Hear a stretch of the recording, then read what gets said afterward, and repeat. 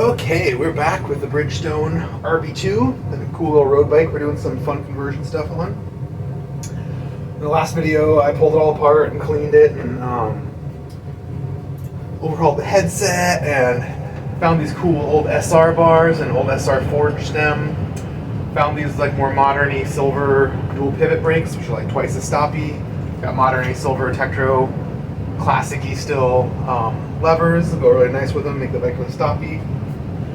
Installed the sealed cartridge bottom bracket, realized it was the wrong size, installed a different sealed cartridge bottom bracket. Took the old stock cranks and moved the inner ring to the outside, put single speed chainring bolts in. And now I went ahead and overhauled the wheels. They got fresh bearings, fresh grease, scrubbed them all up, made sure they're clean. I checked the tension and trueness, and that was good. I put the quick release in on the wrong side because I love doing that for reasons. I have not taken the tires or tubes off because they seem fine. Hopefully everything's fine in there. This bike definitely had brand new brake pads, new cable and housing. It has new tires and stuff, so I think whoever bought it, the guy I bought it from said it was his wife's bike, and he fixed it up for her. And I think that was probably 5 or 10 years ago, and she really never rode it. So the tires are still basically brand new. The pads look like they didn't have 10 miles on them. They looked brand new. But they're the wrong style pads on those wrong style brakes, so we're not using them. Still a little concerned about these pads. I really would prefer if they went down another millimeter or two. It's probably fine. I might freak out and file this slot down a millimeter or two. It's not that hard. It's just not fun. This bike is going to be index shifting, so I want to make sure its derailleur hanger is aligned pretty well. You can really get the derailleur on there and sort of eyeball the pulleys of that small cog and see if it's sitting real bent in or wonky, and you can bend it that way. But I got the right tool, so I'm just going to check. I have no reason to think it's bent, but you know. It's always fun to check, and half the time these things run aligned very well from the factory. Okay, I like to do it at the same spot all the time. So usually use the valve. So I'm going to come up here, and this is threaded into where the derailleur goes, so it's perfectly parallel with the frame and the wheels, as long as the wheel's in straight, it should be. I'm going to come up here, and I'm going to take this little tool and tighten it so it just touches the rim at the valve. Come down here and spin the rim down here. Even though I know it's true, I want to make sure, so I'm just using the same spot. So this is going in too far, so I think it needs to come out a little bit. That's normal. They get bent in all the time when dropped or kicked. Let's check it in 4 planes. Okay. So it needs to come up and out. So let's come over here a little bit.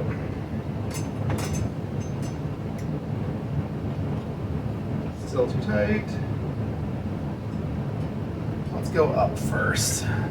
Okay, it's touching. Oh, it's touching and touching now. Just barely touching, totally scraping. A little tight. And really touching. So that one little bend made it perfect. And this takes a little bit of practice. A lot of people don't even have this tool, but you can get them used pretty cheap. Shimano ones especially. This stock Exage derailleur is in mint condition. I'm going to use it, but it's too small. Especially the 1x, I want to use this like 1432 tooth. So what I got is a Road Link. It's a derailleur hanger adapter. It extends it down. And technically it's supposed to make a smaller derailleur be able to handle a much bigger cassette. It's not supposed to work with extending the maximum chain wrap the derailleur can handle, but it's supposed to help with the maximum tooth size. So especially since this one's 1x, we're not wrapping the big ring anymore. So it's wrapping a lot less chain. I've only done this with long cage derailleurs, and it works great. I've never done it with the short cage. So we're gonna give this a shot. So I squirted some grease on this bolt. I'm just going to thread it in as if it's the rear derailleur. Cool. Shooting a little grease on this dude. Ooh yeah, nice little hanger downer duder. Very subtle, hardly noticeable. Makes bikes, all these old bikes have really tiny cassettes and really big rings. Makes bikes actually rideable, especially if you're just commuting around town or live in place of the hills and don't want to be spend all your time standing and blowing your knees out. I got a couple chains here. I got a brand new Z 8.1. It's an 8-speed chain, but basically 6 narrow, 7 and 8 are all the same. You can use whatever you want, so I'm going to use this. I do have this as well. I believe this is a brand new chain in the bag. It didn't go on a bike for some other reason. It just says Z narrow and 8.1. Okay, so it's the same chain. Let's see if it is long enough. It's got the quick link. It's got all the stuff. It looks new or almost new. Maybe it was put on something and they changed their mind, or thinking maybe it's only partial, like somebody had a Rivendell, it needs like a chain and a half, or a tandem or something that needs a crazy long chain. Don't forget these derailleurs. Shimano has this little lip on the front. You gotta go above that thing, otherwise the chain will just grind on it, make all this noise. Like, what did I do wrong? Look at that. That's insanely long. Totally cool. I do want it to have some tension. You want it sagging. So I'm going to hold it. This would probably be easier if you were over here.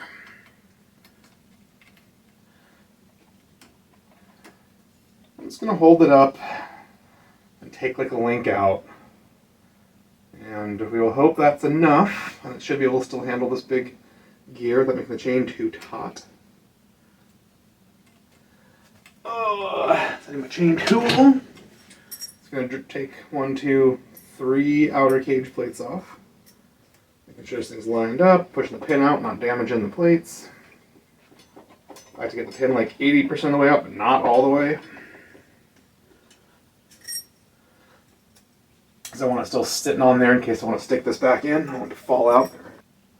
Wish they said what speed they were on them instead of just random gibberish. One on one side, one on the other, hook them together.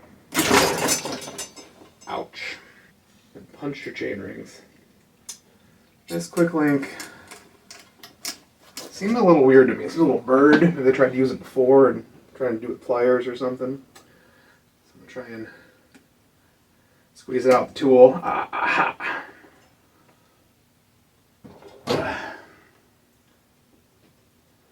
Making sure everything moves nice and freely. Make sure everything's hooked up. I don't want to shoot the chain off the cassette, so we're gonna make sure the limit's in.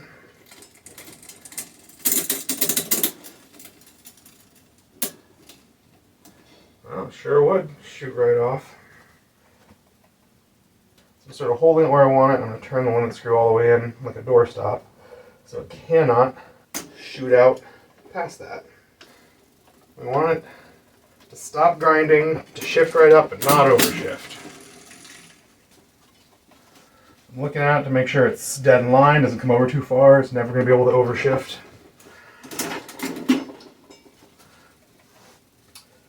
I think this one's set just fine.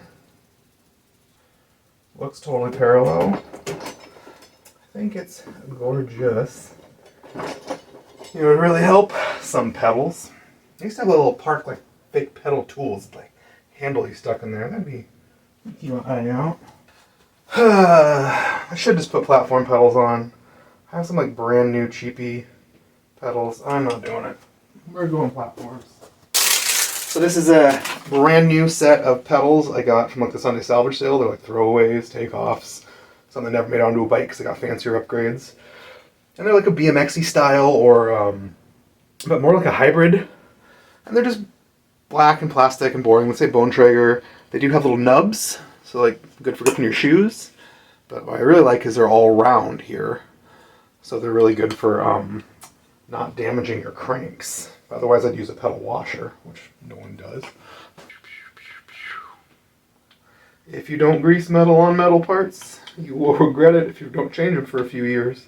Especially live in a salty climate or by the coast or something. Alright, this one says right. We're going to assume it's the right one.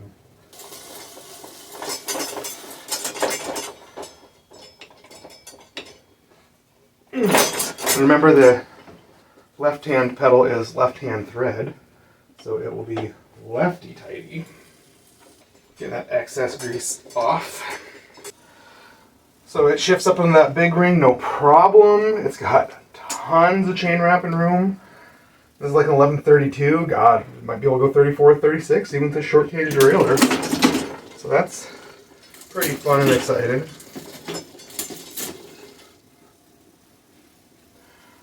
I guess this means we gotta set up the shifter and play with this thing.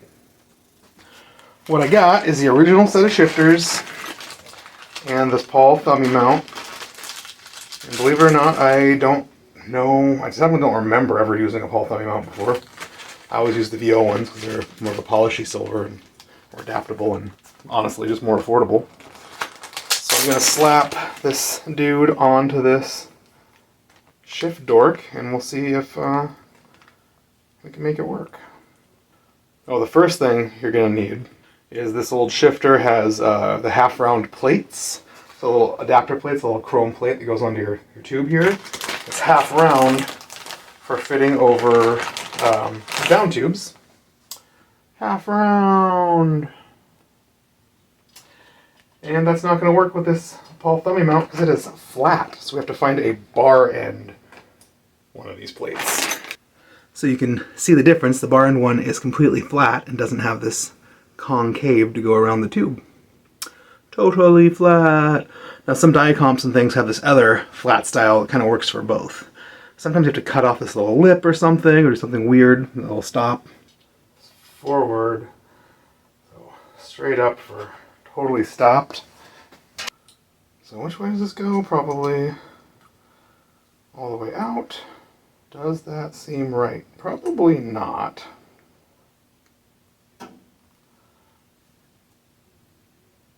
Maybe. What if we go on one more? That's probably more likely. Not helping. Also is on friction for reasons. I don't want friction. Well, I'm gonna hold this in place and tighten down this bolt because it is just popping off that little thing. So you don't get to use the cool wing nut, you get to use the... Oh. Hey Paul, this bolt is way too short, like at least 1/4 inch. I'm gonna make a micro shift version. Maybe this is the micro shift version. Come with a shorter bolt. I'm gonna go see if I can find a longer bolt. I don't have a pretty shiny one with a little button head, so I gotta use a big normal one. We'll give it a shot. It drives me nuts. I can go to the hardware store and buy the right bolt. It's just a standard M5.08 thread, so it's real normal bike bolt. I want you to be non-friction. Yep, definitely in friction mode. Ah, SIS set. I think the angle's not sharp enough. I need to turn it one more spot so I can get 7th gear. I'll loosen it all the way up. Move this whole base plate. Alright. So now it's on the thummy mount, and it's in 1st gear, 2nd, 3rd, 4th, 5th, 6th, 7th. These might be 6-speed indexing shifters on a 7-speed bike. You know how stuff is. It doesn't really matter. Most 6 and 7-speed stuff has a big dead spot at the end. So it's basically like you're in 7th and there is no 8th, but you can just pull it farther than you need to get to 8th. And the limit screw in the back will keep it from overshifting. So it's like 7 plus 1 friction. So you can use, I mean, honestly, the Dior 6 and 7th thummies you can use with 8. It's the same thing. It's 6 clicks plus 1 friction or 2 frictions into 8. It is fine. So bling bling. Just kind of loosely setting it up on here. Now, a little part of me wants to go white cable and housing. Make it look more classic, more cruiser, more city bike. And go with the logos. I don't know if I have enough white. I'm gonna go take a look. So it's all set up. I slightly bolted it on here. We'll probably move it forward or after, up or down a little bit. Doesn't matter too much. I don't have enough white scraps. I don't have any new new white kit. So I'll have to go remember to order that. That probably saves us. I do the silver, which I think looks really classic on old bikes. But it might be kind of clashy with the white. I think we're just going to go boring old black. Because I do have tons of it. This is definitely too short, bro. I really like, see how short it is? People set their shifts stuff up this way and it just grinds and gets bent and pinched. You need it coming straight out for at least a couple inches. So at least like this. And that makes it like 4 or 5 inches too short down here. I'm going to have to grab a longer piece. I like to use the actual cable cutters for index. I like to use side cutters for friction. And by index, I mean all the little stainless steel strands are straight up and down.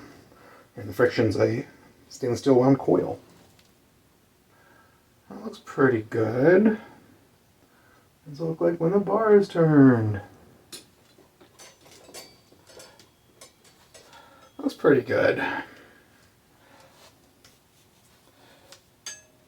usually like to measure this with scraps. And I just hold it up and hold the scrap to the here and cut it. And doing the whole roll is way less fun for me, but more pro or whatever. Same thing in the back. Everyone makes these too tight because they're weird mountain bike guys. They don't want to catch branches. I'm a city bike guy. Nice and loose so it doesn't pinch and get damaged and die prematurely. That's how I like it. Sometimes I do it way too big and it's like, okay, bro. Kind of shooting for the middle. I'm going to take these dudes to the old bench grinder. So bzz, bzz, bzz, so they're perfectly flush 90 degrees. No burrs or anything. And I'm going to hit them with the pokey tool to make sure they're nice and clean. You can do this with a hand file. It's a little slower and tediouser. I like extra fine hand files. Actually cut fine things faster. Oh, that was so nice. My bench grinder's been sitting on my bench. I have to hold it while it's on because it's trying to like roll off the bench from vibrations. I finally sort of cleaned my little bench up in there and got all my cables hung well and everything cleaned off and put away and got the bench grinder bolted down to the bench. It is so much nicer. These dudes are open. I just need some ferrules. Got my little Jaguar ferrule kit. I got this at a garage sale. Bike shop went out of business sale, basically. Some random stuff. They had a bunch of new stuff, some used stuff, random stuff. And I've been, through all my collections and saved bits and extra ones from kits. And if I tear an old bike down, it has a really nice machined alloy ferrule or something, I'll save it. I don't save the cheap chrome ones, but especially 4mm stuff. Because this one I'm just going to use crappy old index ferrules on. Ooh, black, plastic, cheap. I used to have a bunch of nice Wheels Manufacturing, like these machined alloy ones in 4mm. Used to have bottles of them in 5mm, and they stopped making 5mm. I hoarded them all. I closed the shop, I let it all go away. Pushy, pushy, pushy. I never trust that the ferrule's pushed on enough. So I usually go to the workbench. Or find something else metal and solid, or really push it on, tap it on. Otherwise you set everything up perfectly. And then the second it gets enough tension on it, like it shifts perfect the first try, and then the second try, bloop. This thing seats just a little bit better, and that's just like taking a bunch of tension off of you for your indexing. Tight, tight, tight.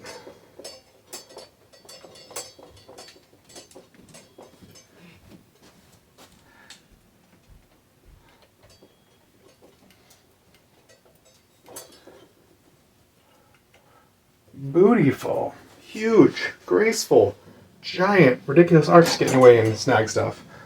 Someone will probably put a basket on this, but that'd be a shame with these beautiful bars, honestly. But you can just sort of tuck it up and out of the way a little bit. When you do that, I guess it needs a cable. I have a ton of shift cables. Shift cables come in a bunch of different lengths, so I do not know if any of them are long enough.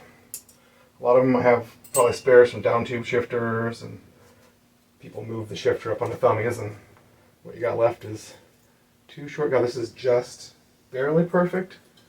Maybe long enough. I also have a lot of used ones I save, like old rear derailleurs you can cut off and save, and use on a front derailleur or something shorter.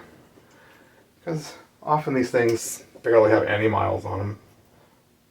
Derailleur cables don't have the same kind of action brake cables do. If the housing's not too short, they won't be all trashed. Sometimes. But this one I believe is new and regulars.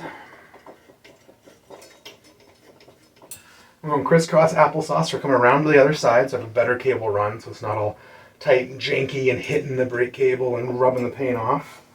But I'm crossing under the down tube to the right guide. By right I mean correct, the drive side.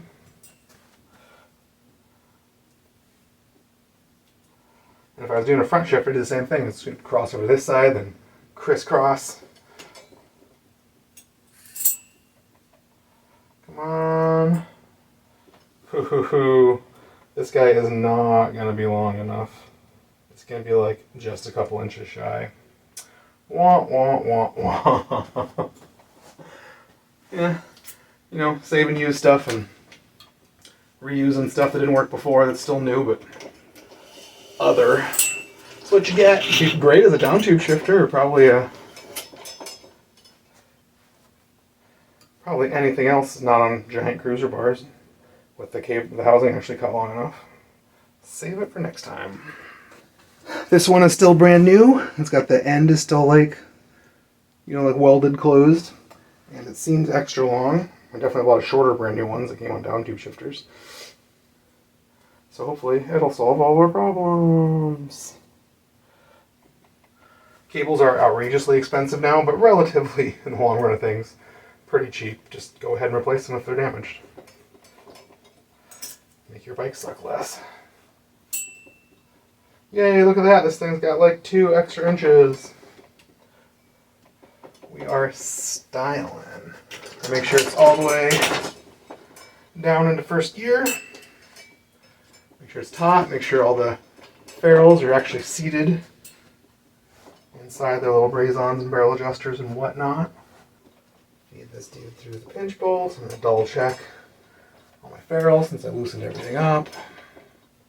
You don't really want to pull the derailleur in at all, so you're just adding tension where it's not supposed to be yet. That's what we got barrel adjusters for, and this thing has 3 barrel adjusters in line. We'll be able to turn all of them a little bit. None of them will be too long or too loose or too weird. Booty. I'm going to give her a shift and see what happens. Oh. No. Didn't have it all the way unseated, so there's a bunch of extra stuff. I found 1 extra shift. I'm going to loosen it up and pull this cable taut. So we're basically in second, and we want to be in first. And that's too much slack to take out. Okay, there's a few things going on. One, this limit is a little funky. I'm going to let it out a little bit more. And 2, the shifter is definitely being funky on its own. It likes to be pretty clicky and positive on the way down. It does not like being clicky and positive on the way up. Hoping we can save this shifter, but if not, I've got plenty of other shifters. Really didn't clean it or lube it. Probably should. So let's do that. I got some silicone lube. Just to open the shifter up, I'm going to sort of soak some silicone lube in here as well as I can.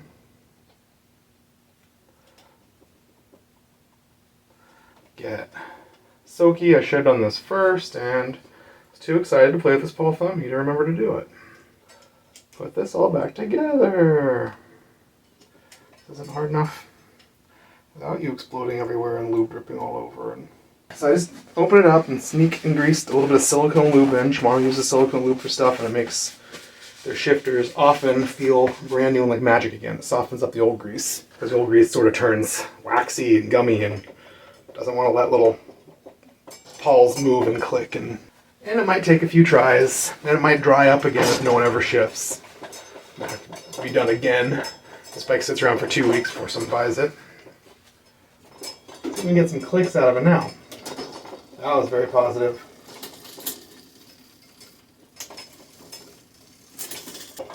Some of them came back. Or maybe the shift plate's in the wrong spot. Something's going on. Sometimes if Shimano shifters are being brats, there's something going on. Like the whole shift plate's in 180 or something. One. There they are, they're coming. They just need to be worked in. Now I think I hear them all. Super loose again. Work all these gremlins out. Okay, baby. We're in 1. And 2. Too much tension. That's cool, we're in 1. We're in the second click, it should be in the second cog. What is happening? Come on, there we go. Let's skip 2. 1. No. I think there's something else going on. People often put the little dudes upside down on the down tube, and then what you'll get is like 2 or 3 clicks, a big giant dead spot, and a couple more clicks. That's what's happening here. Maybe I'm on the wrong side. Maybe I just set up wrong. Third time's the charm. So it happens you're working with stuff you never used before, and bike parts are being little jerks. Theory. It's a good thing I put that cable on, all tight and annoying in a way. It really does seem like it can only go this way. I'm going to remove all the tension. I'm going to edit all of this out of the video while I'm recording. Alright, loosen this up, move the shift plate over 1 spot, so it's like sitting way in. With no cable tension, it does the full 6 clicks like it's supposed to. The shifter's working fine when there is no tension. Now let's try putting tension on it again and see if that changes anything. 3, normal. 4, normal. 5, normal. 6. Still acts like it wants to go this way.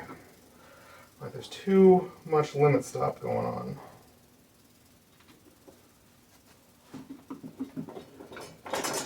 The easiest way to set this up is to actually have limit stop all the way out and just keep doing this till it overshifts into the spokes, and then turn it and then try again until it shifts in the spokes, turn and try again until it won't overshift.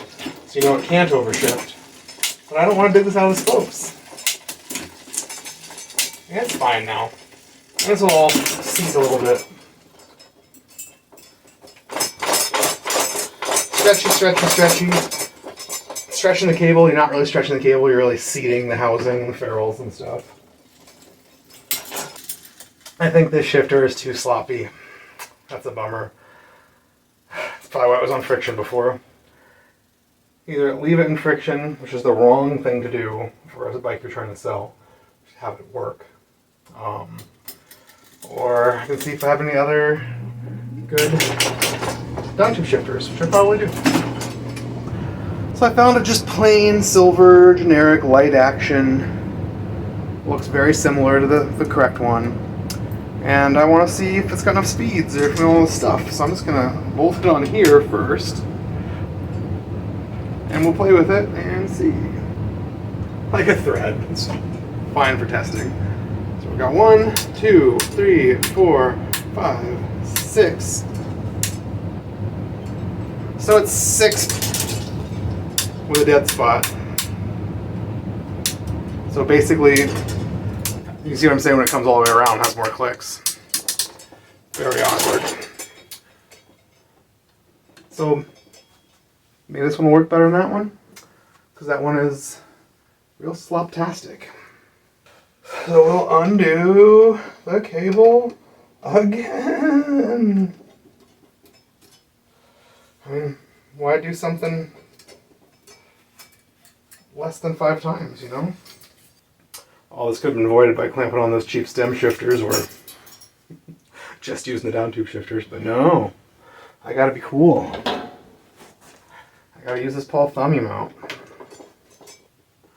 This also says light action right on it, and would be cool with that light action long gauge derailleur if I feel like I have to go that way, which I of course don't. But you know, if I did.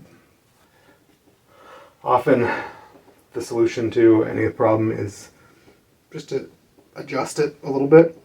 Often the solution is to replace the most expensive part, and no one wants to believe that, so you spend hours and hours and hours fighting and adjusting and wondering why something won't work. And that's because it is all worn out and cannot work. 1, 2, 3, 4, 5, 6, 7. Hey, I like that even better. It sticks out away from the grip area. I mean, his gears to be all ridiculous enough here, but who cares?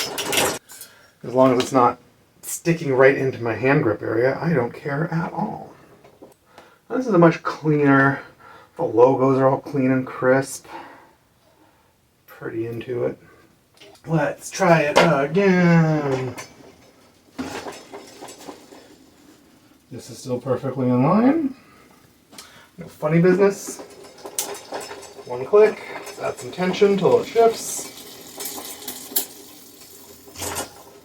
2 clicks, 3 clicks, 4 clicks, 5 clicks. It's kind of grinding on the same spot. Yeah, why are you grinding up on 7, 6?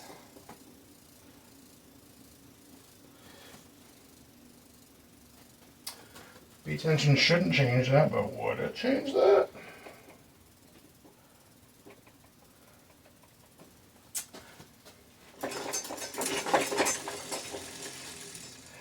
Maybe because there is no real 7, it doesn't care if it tries to overshift on 6. Happy everywhere but on 6. Maybe I should just find a 7-speed shifter. Of course, this is a cheap, probably counterfeit freewheel. Maybe that's part of the problem. Turn the tension down a little bit and it shifts totally fine. Everything just hesitates for like a half a second before hopping up with the first gear. It's just a little finicky. It's old used stuff. So I'm going to call that baller. Should I use blue cable tips or red cable tips on this? Dilemmas. I guess I can do it all at the end. Ugh. But I want to party now. Alright, we just got to set up the brakes. Do our final adjustments, pick out a seat, pick out some grips, and then it's ready for a test ride. There is still like 4 inches of ice outside, and I almost broke my neck, walking across the street to the dog park, so we're in no rush to actually get this done. But I want to get this video edited and uploaded so we can start on the next one. I got one project I got to finish, and another project I got to finish. Just each needs like one little thing. And I got some stuff I want to do with Nothing Special Schwinn, some upgrades. I might do a big one on my custom bike. Also, I bought that little Paramount the last time at that Sunday salvage sales for $50. It has some 600 cranks and front derailleur on it. I did go through my stuff and I found a nice 600 rear derailleur, a nice 600 set of down tube shifters. Oh, it also had the brakes. And I found a nice set of 600 wheels. I think are nice. I need to double check. So I was going to single speed it, but now I'm like, I got all that 600 stuff. Maybe I should build it. These parts are worth more on eBay individually. You get like $300 on them separately, or put them on a bike plus $300 worth of labor, plus $50 for the bike, and maybe get $300 for it. So maybe I'll eBay it and single speed it. I have all the stuff, and that's fun. I don't have brake levers, but I have generic modern Shimano ones. Or, we could flat wire convert it. Use those other 2 ball thummies. Bling, bling. Be pretty cool. I don't know, but that'll probably be the next real project. Either way. I'm going to get the silicone lube off my fingers because I hate it. I'm going to find some water bottle boss bolts. And get the brake cables and housing set up. Ugh, never mind. I think I've seen the problem with my shifting problems. The chain is saggy. I thought I cut it short enough. I did not. It's definitely got a little banana arc top and bottom, I'm going to take another link out. I cut it long on purpose, I'm afraid. There's no reason to. We can definitely lose another link. No problemo. So let's do that. Chain link pliers tools. You can use weird pliers. You can do all these other... The internet's full of a million tricks for making quick links come open. But this tool is really cheap. Sometimes I understand when I got like fancy tools. People are like, oh, I'm so glad you did it, a weird way instead of using fancy tools because I don't have them. But like, these pliers are a couple of bucks, and you'll use them way more than a couple of bucks worth, like $6 or something. If you're gonna be doing your own bike work, you really do have to start ordering tools. It's nice to be like, oh, I don't ever want to spend money on tools. I'd rather spend money on burgers and an extra 6-pack. I like one extra 6-pack a month. And buy one tool a month.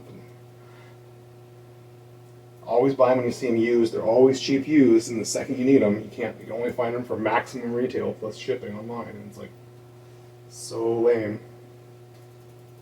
Might be tighter. Might take out another link. Come on, Dinkus. If you buy the chain link pliers that I'm using, I specifically remember these Park Tools ones because they're double-sided. Some are only single-sided. This opens them as well as close them, and some of them just open them. These Park Tool ones, which is not what we need right now. We need to close them. Come on, man. I just did. It didn't work. There we go.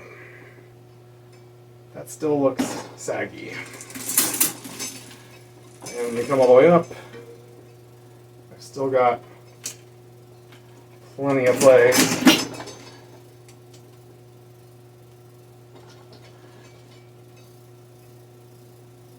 Yeah, there's like no tension on this. Oh, that's a little worn out too. The way the indexing is. God, it looks so clean and nice, but I'm gonna take another link out. All right, let's do some broke housing. I want side cutters for this. Of course, I just cleaned this whole area up and everything off the floor and hit everything.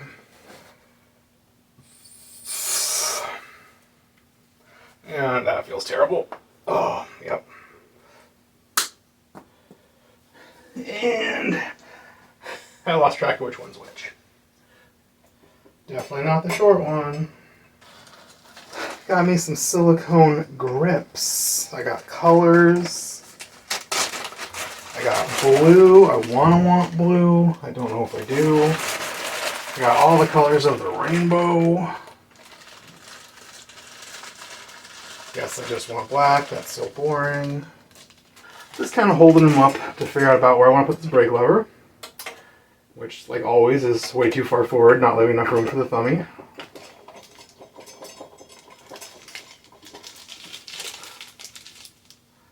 Cool. I'm just going to sort of guesstimate the angle. Get real close. We might make some final adjustments once on the ground and we can see it. And these Tektro levers are kind of cool because they use a road brake cable instead of a mountain. So the road's got a little mushroom ferrule, the mountain's got a little like root beer barrel ferrule. You cannot use the mountain. So, oh, it's close enough, it sits in there. You'll hit a bump and they'll pop right out. Ask me how I know. You have to use road cables. Just pop this piece of cable in, it's the stock one from the kit, and it's too long. It looks like it's straight, but it's actually going up. It's got too much wacky tensions. So I'm going to kind of hold it.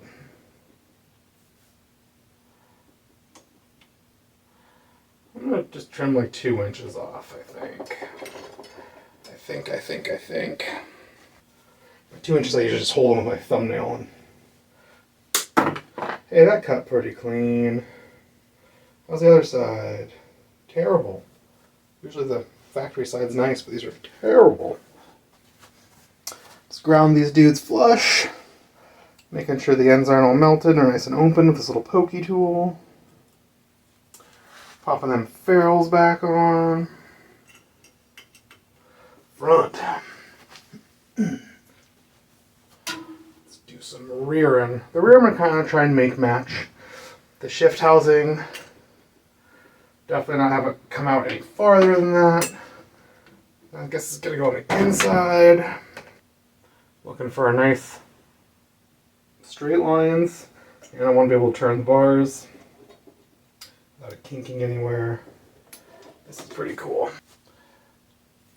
Try to wiggle it between coils if you can. Not to smash them all over. Cut pretty clean. I would not think so if I didn't have a bench grinder. You can try and trim it a little more. Worst case, you can come down just like an eighth or a quarter of an inch. Try again. Freshly ground down. Popping some ferrules on. Kind of low on ferrules. I might need to order a bottle of them.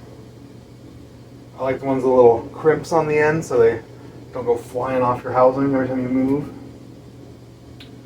Tight. Looks pretty good. It all looks pretty cohesive. If a basket goes on, you can kind of pinch them all together right in the middle so the basket can go right around. Spike's too nice for a basket.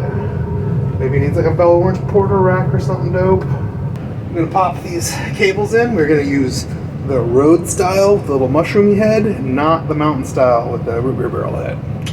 Almost every flat bar lever in the world is different than this, but this one is not. This one's nice and short. It'll probably be at front. I don't know if this one's long enough for the rear. Might have to dig around and find a new one. These ones are very lightly used ones that I saved. Or wanted to cut too short for a project or like something. And I put it upside down.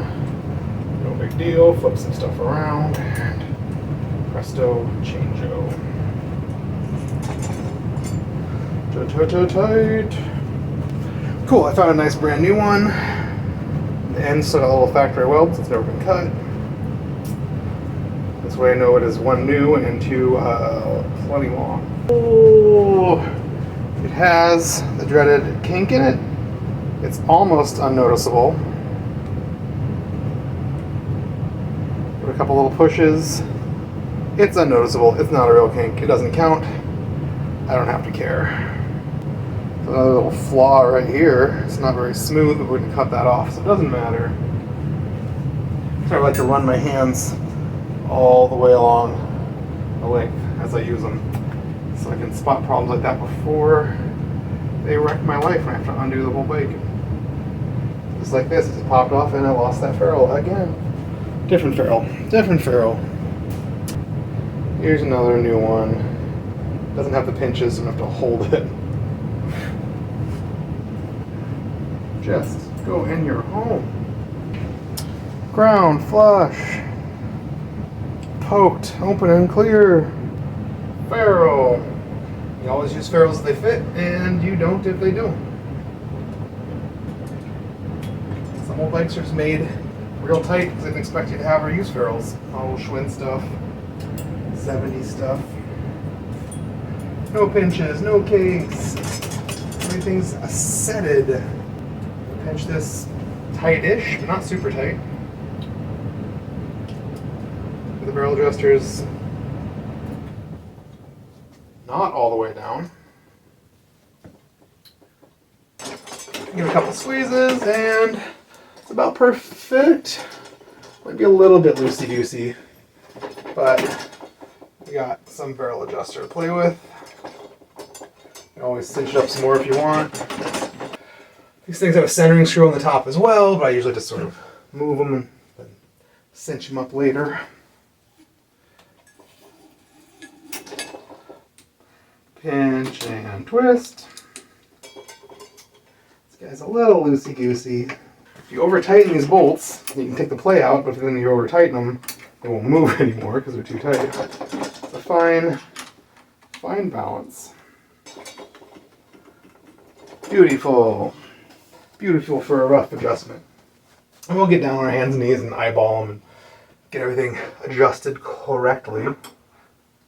This is about centered. Let's make sure it's tight. This is about centered. Let's make sure it's tight. Man, this thing's starting to look like a bike. My favorite part, I'm going to trim this excess cable.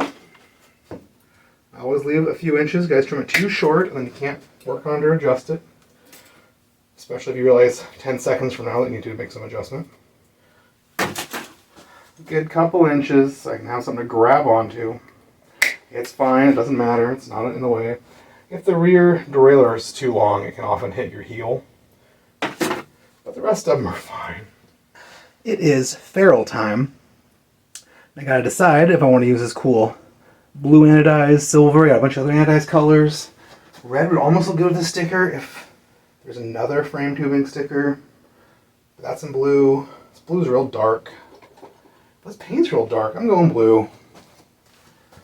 There's not enough opportunities in the world to nerd out, so when you find them, you should take them. I've got I just found, I didn't even remember I had them, these Park needle nose pliers, and they have a little crimper in them for ferrules. I always use an Allen wrench or a different wrench, but you know, I used these the other day at the shop. I couldn't find his wrench was a Tomcat doing some tune-ups, so I used this Park pliers, and it was fun. I made a pretty cute little crimp. God, I think I crimped all the way through the tube. Pulling on it, it's not going anywhere. It's cool. Just load it in there. Little crimpy poo. One more for the back. These, you can find these on eBay or Temu or weird sites. You can get like 50 of them for $2 in color, or $2.50 in color. Just a bag of rainbow colors. You can go and find them and get like bags of 50 or 100 or 500 of just one solid color for $5 or $6. It's not very expensive to get loaded up on cool colored ferrules.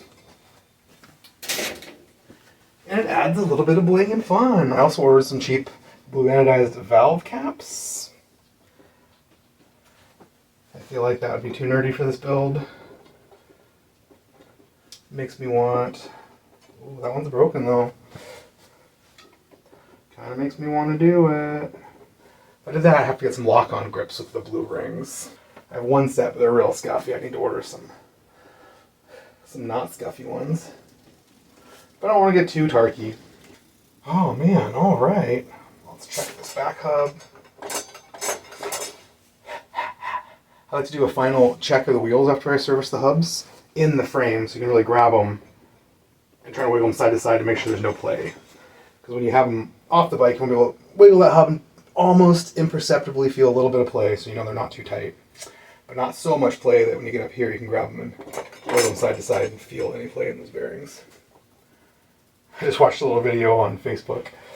Some guys explain the difference between counterfeit Shimano cassettes and real ones, and if he's right, which it's the internet and I doubt it, this is definitely a counterfeit cassette. But the counterfeit ones are lighter and nicer. Gotta pick out a saddle. Saddle, grips, double checks, test ride. We're home stretching. I'll put some air in the tires. I'm gonna dig around for a saddle and grips. And we're back. I just took like a week off because I had COVID and just did not feel like working on bikes. I did go to the salvage sales and scored some stuff that I almost thought would be cool. I scored some blue brake levers. They were really kind of old and faded. This bike was a more scuffy project, less cool SR forged bar and stem. I might put it on there. You know, the wheels aren't in this bike, the cones weren't perfect. That almost makes me want to do it, but it still rolls real smooth. Makes my hair in these tires. You know, I got a cheesy blue seat, mongoose seat. I can't do it. It's too cheesy. It's too cheesy. If it was the same shade as the grips, which I'm still probably going to use these blue grips, maybe. I do kind of wish I would have got the blue anodized grips, but I didn't. I'll put those grips on. I'm going to grab a seat, pump up these tires. That's it. It's been so close to being done for like a week. Take it out for a little test ride while it's not rainy and terrible. And I did get a new bike. And I was going to start tearing it down. I'm not really sure what I'm going to do with it. I'm going to do some playing with it. But I was also thinking, you know, someone asked me like, well, how does it ride? And I'm like, I don't know. I guess I should find out. So I'm going to see if those 50-year-old tires, or 30 or whatever, if I pump them up and they take some air and ride it around. Maybe we'll go right around the block 4 or 5 times till they pop her. You know, I've ridden some old tires, old tubes, cracks and holes in the sidewall. I've ridden around for literally months and months and months and months before they've exploded. So maybe it's cool. Maybe if it's not raining, I'll, go put 3 or 4 or 5 miles on it and see what I think. Maybe I'll keep it a drop bar bike. maybe I'll do what I do here, and cruiser bars and thumby mounts, and make it a nice upright city bike, which would basically replace the Nothing Special Schwinn. And I love the Nothing Special Schwinn. But my new bike's got cantilever brakes. It's got, room for fat tires and fenders and all the braze-ons and racks and all the stuff. It would probably be a cooler version of Nothing Special Schwinn. It is for 27-inch wheels, which I'm not a big fan of. There's no reason not to be a big fan of, other than I'm heavy. That old stuff's a little lighter duty than most high-end race stuff. But I'm going to play with it with some 700Cs and see if magically we can make 700Cs work. It looks like maybe. The candy bosses are up or down pretty low, and the brake pads hit pretty low. There's a chance. A lot of guys will just stick a 700C wheel right into a 27-inch wheel bike and then just aim the pads way down. You get terrible leverage and the pads wear all weird. And you can do it. It's not legit. If I can get the pads to hit right, I'll be happy. I want them to be real nice and flush when they hit that rim. But that's neither here or there, and I'll probably talk about all this stuff again in the next video. So we still need water bottle boss bolts. We need the grips, and we need saddle. Well, I also just got this at the last salvage sales. It is a pretty good shaped Wing Flex Rondi by Physique. Physique's kind of a real-name brand. Some of their saddles are pretty high-end, and guys were really into them for a minute. So this thing's like no scuffs, no holes, no tears. So this is kind of like the nicest saddle I got sitting around that is still kind of Nothing Special. It's a little wider than the women's version. This is a pretty small bike. There's a very good chance that a woman's going to be interested in it because a lot of women tend to be shorter than a lot of men or whatever. I very rarely sell a small bike to a man. There's small dudes out there. Sold some, but wide saddle. So it's cool. Grips, cool. Stop talking. Start building. Ooh. I like them to be about level with the top tube. Technically should have them nosed up a degree. People think that's uncomfortable in their theory, in their brains, and they try to nose everything down to feel more comfortable. But if you nose your saddle down, all your weight slides forward, and all your weight ends up on your palms. You get hard palms, and you start locking your elbows, and locking your shoulders, getting cramps. Nosed up lets you get your sit bones to actually sit back where they're supposed to be and balance back here on the cushy part, instead of all your weight on the front, which is what people are afraid it's going to do. So play with your saddle. Saddles are totally counterintuitive. If you feel like your seat's too high, it's probably actually too low. If you feel like it's too low, it's probably actually too high.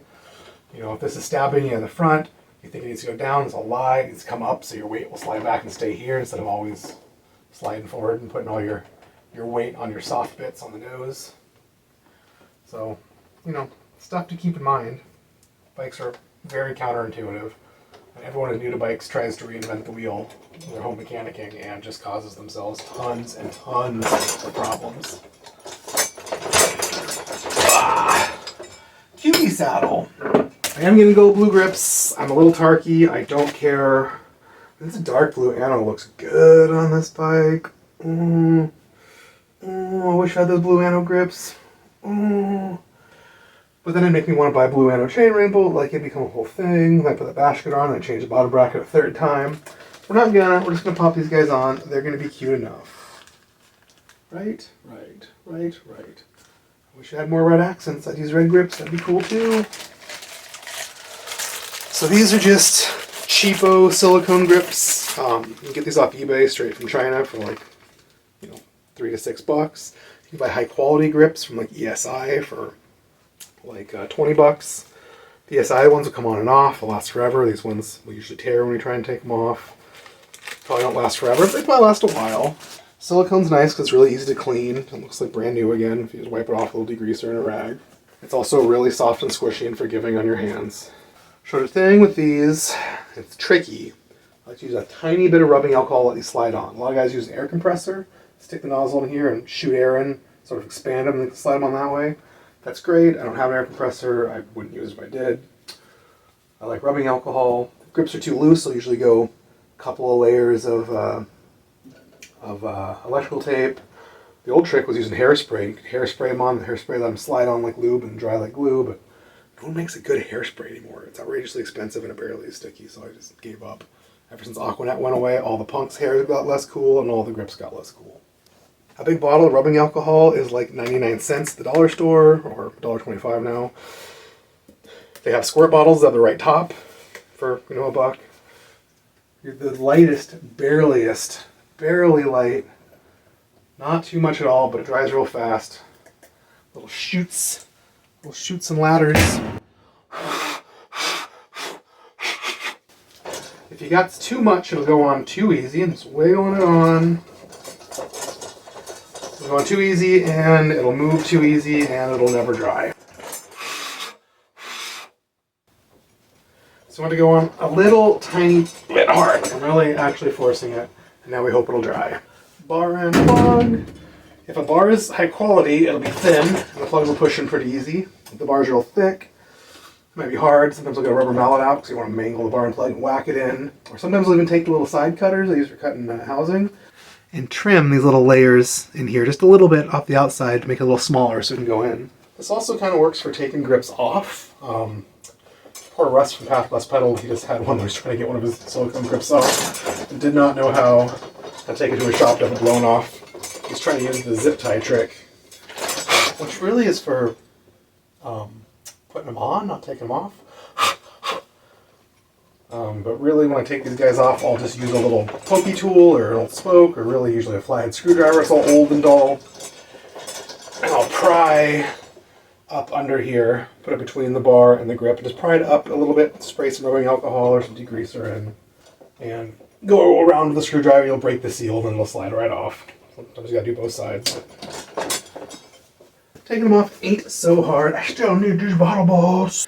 I do try and save all my old bolts whenever I'm breaking down bikes and things, and save not rusty bottle boss bolts and stuff, but it is annoying trying to dig through here and find, 4 matching ones. And so I did break down one on eBay, and I watched this kit. It was like 15 or 16 bucks. And after a day or two, the seller, offered me like $3 off. And so with free shipping, straight from China, destroy the whole planet with slave labor and cheap garbage. But I did order them. And it's like totally cool, like totally. A good person put a little grease on these. Here's my insanely messy grease gun that I really should do something about. Just gonna rub this on the outside a little bit into that mess. These things aren't bearings, so the grease doesn't have to be perfectly clean. You can have it sitting around all messy. I just have like a little Tupperware bucket up there with all my greases and oils so they don't leak and spill. I got some clean grease and some tubes with some caps on them that I use for shooting in bearings. Some of the old guys who had real nice bikes and worked at real nice shops and race shops, they would wash your hands, get out a clean dinner plate, clean up rubbing alcohol, overhaul everything, clean it like twice, only put the clean stuff on the plate. Make sure if you open a hub you're not contaminating things and putting all the new bearings and grease in. Perfect. And that's cool for like really high-end expensive brand new race bikes and stuff, but most commuter bikes and whatever just really benefit from having grease. Even the bearings are kind of old and cruddy, even if the cones are a little cruddy, the inside of the hubs, just having some fresh grease and having them adjusted correctly is a huge benefit, and most people can't tell the difference between completely dead and slightly dead and totally fine.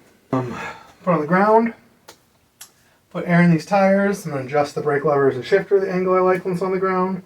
We're going to test ride this bike.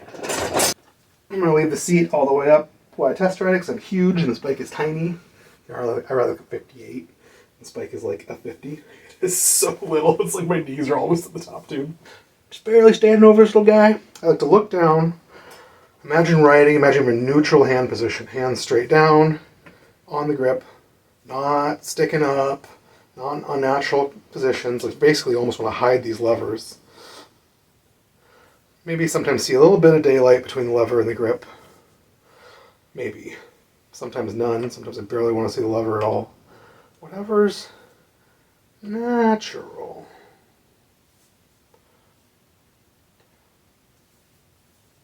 But also people freak out and don't want to see it for amateurs and newbies, so I'll leave it up a little bit. This is pretty natural.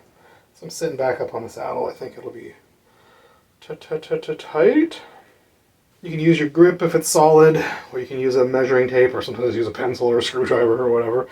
So you should sort of measure from the end of the brake lever to the end of the bar, so they're both about the same. Customers aren't going to get out measuring tapes, so they just have to be close. Ooh, that front brake feels tight. Why is it so tight when the back is so nice and loose? Didn't I set these up correctly? Do I know what I'm doing? Luckily, I always put the barrel adjusters a few threads up, so I don't have to readjust the whole brake just because something crazy like that. Cool, cool, cool. Can always tighten the back a little bit, but pretty loose feeling brake is really what you want. If your brakes feel tight, you're not giving enough pull to really get enough leverage to have the maximum amount of actual stoppiness. So you really want it to be able to get at least about parallel with the grip. If you're just going like that, no leverage at all. If you're going too much, then if you squeeze it, everything stretches in a panic, you don't want it to dead end on your grip and not be able to get any more leverage. So you want it to never actually stop and touch that grip, but to be pretty loosey-goosey. Oh, this guy's so cute from up here. I can see the stem's crooked, because why wouldn't it be? Making sure stuff is tight. Don't want to go die on the test ride. My other biggest favorite thing to do when the bike's on the ground is to check the headset adjust. Lift it off the ground, want to make sure it flops real smooth and easy like butter. Sometimes the cable and housing can be too tight in the way, so you gotta make sure it's not just them if it feels tight. Smooth like butter. You also want to turn your bar sideways, squeeze the brake, and go front and back, front and back. Trying to feel if you can feel the fork go clunk, clunk inside the steer tube. You cannot. It's probably fine. Just going to hold that bottom nut and turn this top nut. And hope it's nice and tight without messing up the adjustment. That is definitely turning. And then, whenever you do anything, the next step is to actually double check it instead of just assuming you're a genius and did a great job magically. On the carpet with a flat tire, I can't tell, it's probably fine. I'll also check when we're outside. Gosh, this little bike is so cute. Come on, pump. This pump kind of sucks. I'm gonna put these dudes up to like 110 because they're 700 by 25. Let's get up high. I actually have to go outside. Well, I'm in my kitchen. It's dumping outside, so you know, we'll go test drive a little bit. I'm gonna start on the next video instead because I'm going fancy-pantsy. This is so much nicer. Yeah. I want it. I knew I would the minute. Oh, it's late. I'm getting tired. I started playing with this Navara. That'll be the next video. I'm gonna take it down. My roommate bought the little bridgestone. She sort of saw it sitting up there, sort of asked me, had some opinions about bikes. I was like, why don't you check this one out? I think it's your size. And she's like, I was eyeballing it. And she took it out on a little test ride and fell in love with it. She was riding like a Huffy mountain bike that was too small for her that she bought at Walmart. And thought it'd be fine, put some miles on it. It's like, eh. She did a 10-mile ride on it. She was like, no, never again. I was like, mm-hmm. I rode this around the block once and I was like, nope, I'm in love. This is the best. I was like, yeah, this Bridgestone RB2 is a nice bike. So she picked out some stuff. She picked out a little white water bottle cage with white logos. And we looked at some baskets and racks, and we both came to the same conclusion that the little small-walled is the cutest. It's a bit of a tragedy because it's going to cover up the cool logos on the stem. Oh, but it's going to be great. I mount walls crazy. I like them to sit totally flat. People like jack them all up because the stays are too long. So I'm going to cut these stays down, crimp the ends, drill new holes. I'm also going to drill a hole in the side for an Originate Gino style light mount. She can get her light down out of the way off the basket. I've also got a reflective bungee cargo net I'm probably trying to talk her into buying. And I'm going to order her some locking skewers so no one steals her wheels. But at work, she has a place inside to keep the bike, so it's not too big of a deal, but no to quick release skewers, especially in this town. And yes to have those nice old original wheels not get stolen. So let's get this all mounted up. All right, so I did some crazy stuff to get this basket on. These bars are so nice, I couldn't cover up the little logos. So I realized that these little basket stays aren't really welded on, so I just bent them all the way out and wiggled these verticals all the way over. So I got past the bulge in the bar, put a little layer of blue electrical tape down. All I had was bolts that are way too short, way too long, so I got some ones that are way too long, cut about 1 inch off, ground them and wire wheel them. So they're just right now. Same thing, I've never seen a walled basket with rivets instead of bolts.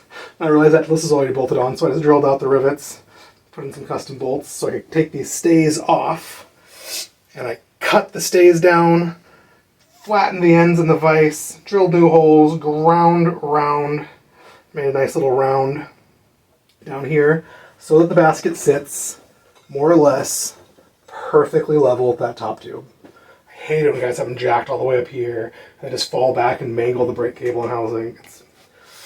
Then I got one of these little Originate light mounts, which I'm a big fan of. Drilled a hole in this stay. You need a slightly longer bolt than the factory bolt to go through a stay. And bolted this dude on so that we can mount your headlight down here. Get on there. Instead of up here on the bars. So instead of shining on your junk and being right in your eyes and reflecting, it's down, it's out of the way, it's more subtle, it's way less likely to get stolen if you forget it on your bike, 'cause it's kind of down here and hidden. So, beautiful, beautiful, beautiful. You know, just spent like an hour installing a rack.